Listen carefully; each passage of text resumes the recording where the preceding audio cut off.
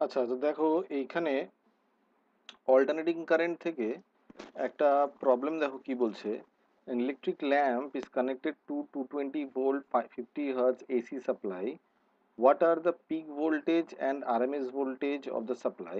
If the ramp is rated 220 volt 60 watts, তাহলে বলছে what is the resistance of the lamp? Find also the RMS current through it.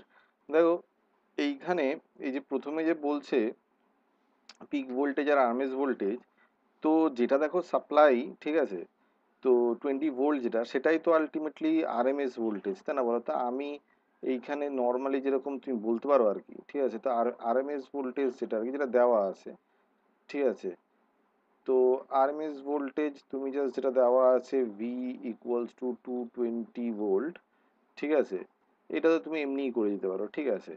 আর তোমাকে তুমি যদি চিন্তা করো যে তোমার পিক ভোল্টেজ যদি জিজ্ঞাসা করে, ঠিক আছে, তো পিক ভোল্টেজ আমরা জানি যেটা আরএমএস যেটা থাকে আর কি, ঠিক আছে, সেটার সাথে যদি আমি √2 মাল্টিপ্লাই করি মানে ভি নট বার করছি, সেটা হচ্ছে গিয়ে √2 ইন্টু ভি যেটা আছে, তাহলে সেটা হয়ে যাবে কত? সেটা হয়ে যাবে হচ্ছে গিয়ে তোমার এই √2 ইন্টু হচ্ছে গিয়ে 220, ঠিক আছে। এটা যদি তুমি করো তাহলে তুমি দেখবে এটার আনসার আসবে হচ্ছে গিয়ে 311, ঠিক আছে, 311 ভোল্ট, ঠিক আছে। এটা তো গেল, ঠিক আছে। নেক্সট জিজ্ঞাসা করছে ল্যাম্প রেজিস্ট্যান্স, ঠিক আছে। তো ল্যাম্প রেজিস্ট্যান্স বার করার জন্য এখানে লিখি, ঠিক আছে, ল্যাম্পের রেজিস্ট্যান্স বার করার জন্য আমরা দেখো ওই যে অ্যাভারেজ যে পাওয়ার ডেসিপেশন যেটা আর কি হয় আর কি, পাওয়ার যেটা আর কি, সেটা তো আমরা জানি, তাদের একটা ফর্মুলা আছে, ঠিক আছে।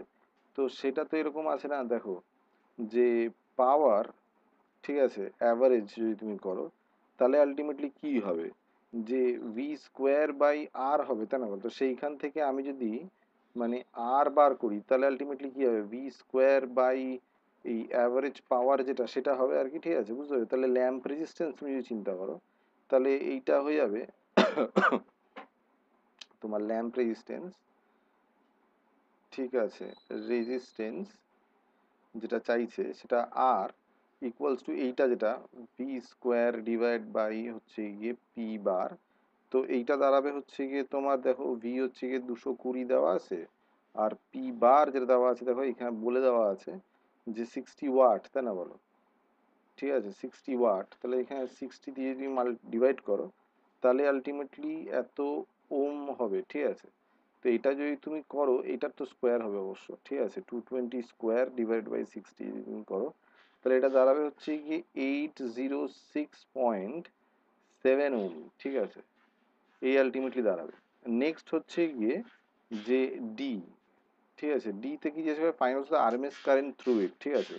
আরএমএস কারেন্টের জন্য তুমি ওই সেম এটা যেরকম ভাবে করেছি সেরকম ভাবে ওই পাওয়ার দিয়ে করতে পারো, power equals to V into I, ঠিক আছে, তাহলে ultimately I would be equals to তোমার পি অ্যাভারেজ যেটা সেটা ডিভাইড করলাম আমি ভি দিয়ে, ঠিক আছে, that would be equals to হচ্ছে গিয়ে তোমার 60 ডিভাইডেড বাই হচ্ছে গিয়ে তোমার 220, ঠিক আছে, সেটা যদি করি তাহলে হয়ে যাবে, তাহলে এত অ্যাম্পিয়ার, ঠিক আছে, তো that would be equals to তোমার 0.27 অ্যাম্পিয়ার, ঠিক আছে। মাথায় ঢুকেছে এই প্রবলেমটা, ঠিক আছে, হোপফুলি। নেক্সট প্রবলেম দেখো কি বলছে। এখানে বলছে a 10 ohm resistor is connected across an alternating voltage given by V equals to 48 sin omega t volt, ঠিক আছে। তো find A the RMS current, B the average rate of dissipation of heat, and C the maximum rate of dissipation of heat in the circuit, ঠিক আছে। তো এটা কিভাবে করা যায়? দেখো এইখানে যে তোমার ভি ইকুয়ালস টু দেওয়া আছে, তো ভি ইকুয়ালস আমরা কি জানি, V naught sine omega t হয়, তাহলে এইখানে যে 48টা দেওয়া আছে সেটা ভি নট, তার মানে ভি নটটাই তো হচ্ছে গিয়ে তোমার প্রথমে যেটা চেয়েছে, তাই না বলো, সেটা হচ্ছে গিয়ে দেখো এই যে আরএমএস কারেন্ট চেয়েছে, তা আমি যদি ম্যাক্সিমাম যেটা, ঠিক আছে না, পিক ভোল্টেজ ভি নট, ঠিক আছে, ভি নট ইকুয়ালস টু আমি 48 যদি ধরি, তাহলে আই নট তুমি সেখান থেকে বার করতে পারবে না, যে I naught would be equals to তোমার পিক কারেন্ট আর কি, ঠিক আছে না। তো তো সেইটা তুমি বার করতে পারবে, সেইটা বার করার উপায় হচ্ছে গিয়ে তুমি জাস্ট ভি নট যেটা তোমার 48, ঠিক আছে, ডিভাইডেড বাই আমি যে রেজিস্ট্যান্স আছে সেটা করে দেবো এইটা, তাহলে আলটিমেটলি হয়ে যাবে 4.8 এত হচ্ছে গিয়ে তোমার অ্যাম্পিয়ার। ঠিক আছে, এটা দাঁড়ালো। ঠিক আছে, এবার তাহলে আমি এখান থেকে আরএমএস কারেন্ট যদি বার করতে চাই, ঠিক আছে, ঠিক আছে, তো আরএমএস কারেন্ট, তো আরএমএস কারেন্ট যেটা হয় আই নট ডিভাইড বাই √2 হয়, তাই না বলো? তো আরএমএস কারেন্ট, ঠিক আছে, সেটা হয়ে যাবে হচ্ছে গিয়ে তোমার, ঠিক আছে, আই নট যেটা সেটা ডিভাইডেড বাই √2, তাহলে এইখানে তুমি করে দেবে। ঠিক আছে, সেটা হয়ে যাবে হচ্ছে গিয়ে তোমার 4.8। ঠিক আছে, তাহলে আই এইটা হয়ে যাবে হচ্ছে গিয়ে তোমার 4.8 ডিভাইড বাই √2, তাই না বলো? এই আলটিমেটলি দাঁড়ালো। ঠিক আছে, তো এইটা যদি তুমি করো তাহলে এটা দাঁড়াবে হচ্ছে গিয়ে 3.4 অ্যাম্পিয়ার। ঠিক আছে, তারপরে যেটা চাইছে সেটা হচ্ছে গিয়ে যে আরএমএস কারেন্ট, তারপর হচ্ছে কি average rate of dissipation of heat, তা average rate of dissipation of heat কীভাবে বার করবে? ঠিক আছে, সেটা হচ্ছে গিয়ে খুব সহজ, আই আরএমএস দিয়ে করতে হয়, তাহলে এইটা যেটা সেটা হচ্ছে গিয়ে তোমার আই স্কোয়ার হবে, সে কিন্তু আরএমএস ভ্যালু বসাতে হবে, আই স্কোয়ার আর। ঠিক আছে, তো আই স্কোয়ার হচ্ছে গিয়ে তোমার 3.4, এইটা স্কোয়ার, ঠিক আছে, ইন্টু রেজিস্ট্যান্স যেটা, সেই রেজিস্ট্যান্সটা হয়ে যাচ্ছে হচ্ছে গিয়ে তোমার 10। ঠিক আছে, তো এইটা তুমি যদি ক্যালকুলেট করো তাহলে এটা আসবে হচ্ছে গিয়ে 115, 115.6, ঠিক আছে না, এত ওয়াট। ঠিক আছে, তো বোঝা গেল এইটা।